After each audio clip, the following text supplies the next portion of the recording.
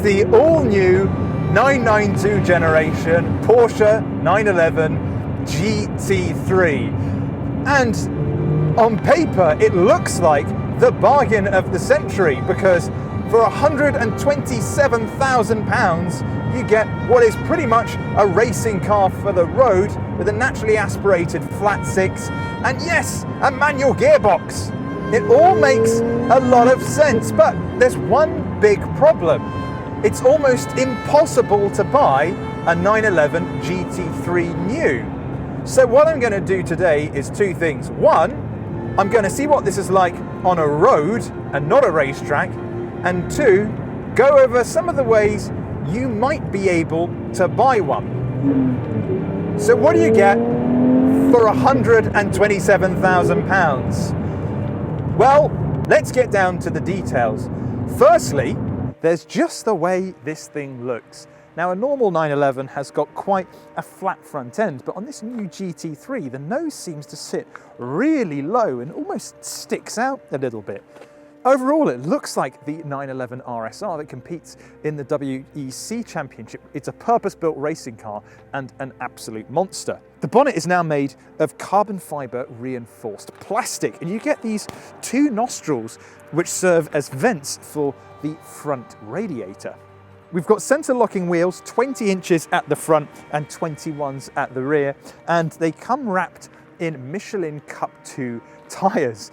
Now, these are going to be incredibly sticky on a track day, and in the dry, your GT3 is going to feel like an absolute joy. But it is November and it is raining, and that serves as a great alternative to caffeine in the morning. You may have noticed that the car is covered in dirt and grime, and that's because I've been driving it pretty much non-stop since picking it up yesterday. And at the back of the car, we have this new rear wing, which is actually a swan neck style, and that means the mountings are on top of the wing and not below it.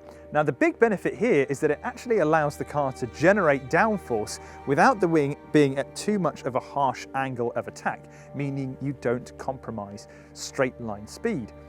Now, when you actually combine the new wing, the little ducktail spoiler, and the revised diffuser, they all contribute to about a 50% increase in downforce over the old GT3, which is a huge improvement. Plus, the rear spoiler and front splitter are manually adjustable, and that means that if you have them both in their most aggressive setting, you can generate 385 kilograms of downforce, which is very heavy.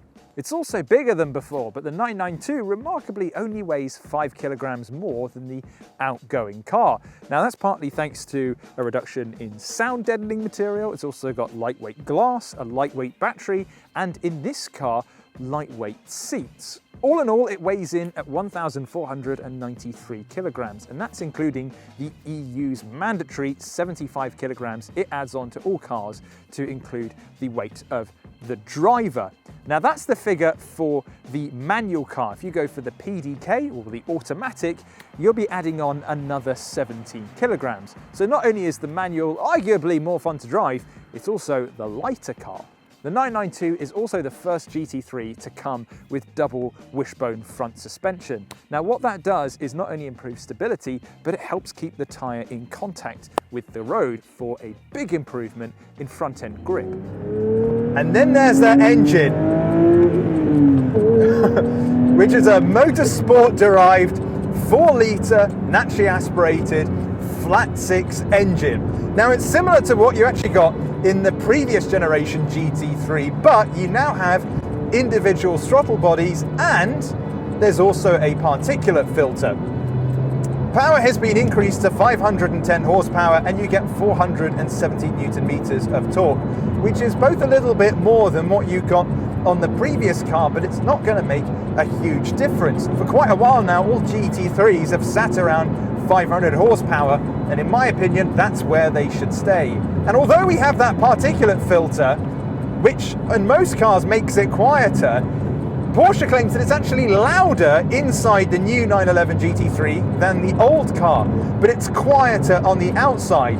And that's because they're pumping in more induction noise from the engine, and they've also got rid of a bit of soundproofing. And the result is, well, something that sounds incredible. Now you may notice that I'm not flooring it, and that's because it's a very greasy day in November and we have those Cup 2 tyres on. They're not far off being a semi-slick, and with big contact patches at both the rear and the front of the car, when you've got a fair amount of that being almost a slick tyre, this thing is a right handful in these conditions. In the wet, it's still incredibly rewarding, but you've really got to have your wits about you because, oh boy, can this thing snap when you're not paying attention. Something that's absolutely blown me away though is the quality of the ride. We've got double wishbone suspension up front, which is designed to make this car handle more like a track weapon, but it should have a detrimental effect on ride quality, but that's really not the case at all. Sure, it's quite bumpy and it does kind of throw you around all over the place, but that's because it's a GT3. It's not going to drive like a turbo or a Carrera. It feels like a track weapon. But is it livable? Yeah, absolutely. We've got electric steering, which in a lot of cars isn't as good as the more old-fashioned hydraulic racks, but Porsche has really nailed it in pretty much all 911s and even more so in this new GT3. You can really drive this thing with confidence. You can just feel every element of the road surface through your fingertips, and there aren't many cars that offer that. It's truly astounding.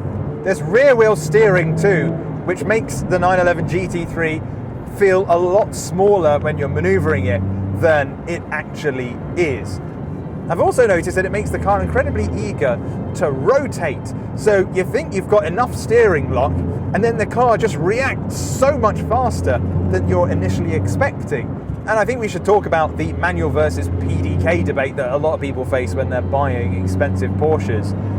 Now we've got the manual in this car, and it is, if you're a driver's fan, absolutely fantastic.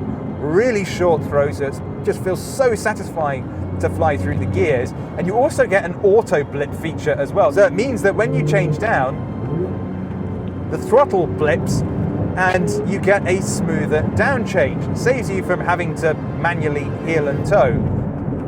Now you will get something similar when you go for the PDK, but it won't have that quite leisurely, controllable feel that you get on the manual.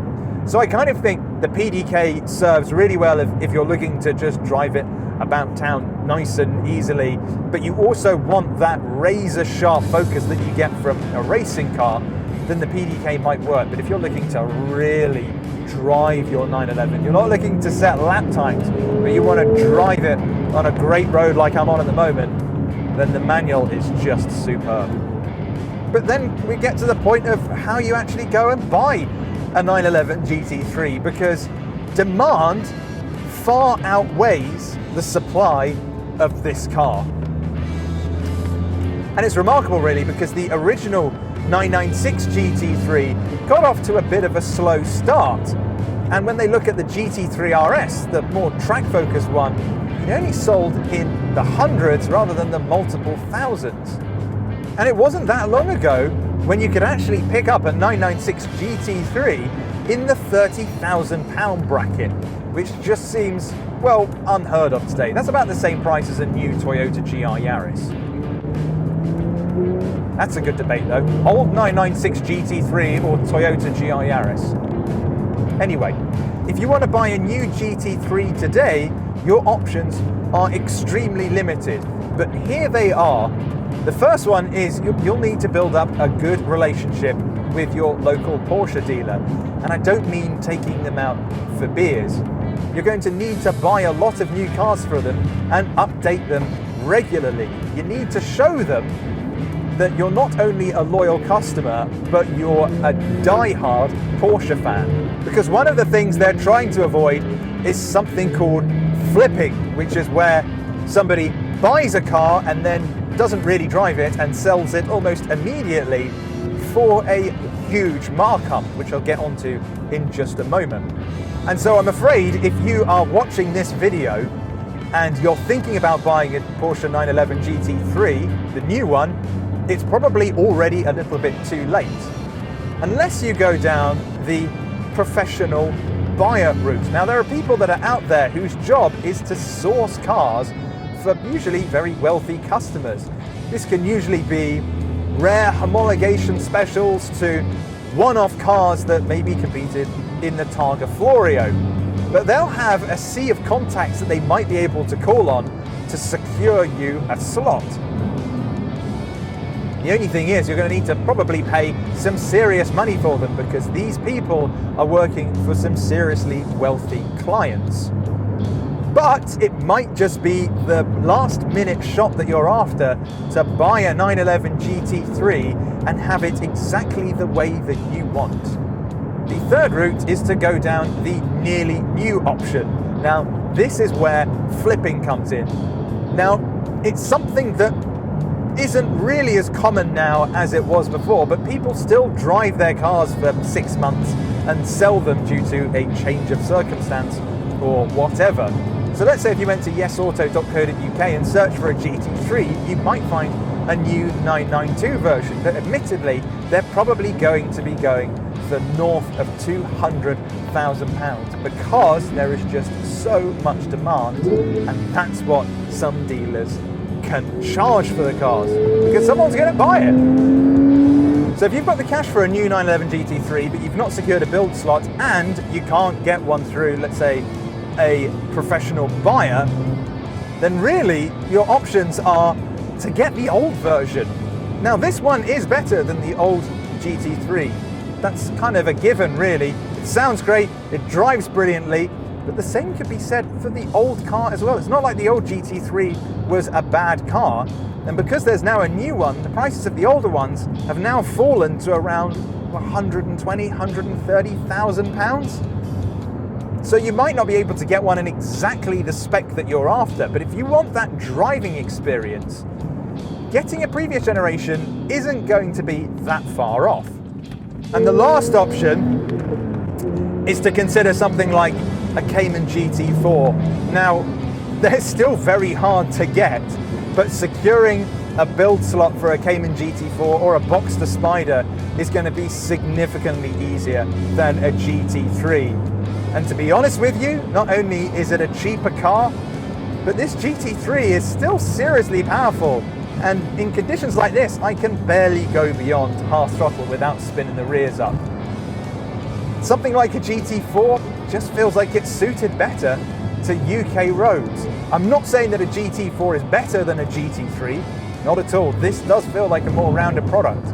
But as something to live with, GT4 might be a better ownership proposition than a GT3. So there you have it, the 992 GT3. It's an exceptional driver's car. In fact, it's one of the best cars I've ever driven. It is extraordinarily good. Should you buy one? Of course you should. If you can get hold of one, then you're going to be paying 127 grand, well, plus options, probably 135, 140. And then in a year's time, it's going to be worth 200 grand.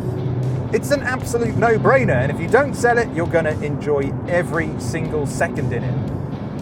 But for the people who are just coming to the GT3, why not just take a look at one of the previous examples? Sure, it's not going to have the double wishbone suspension up front. It might not feel quite as sharp, but we were all saying that it was the best driver's car around when it was new. So it's not exactly like you're going to be skimping on the GT3 experience. But the 992, it is absolutely the best car on sale today that you probably can't buy.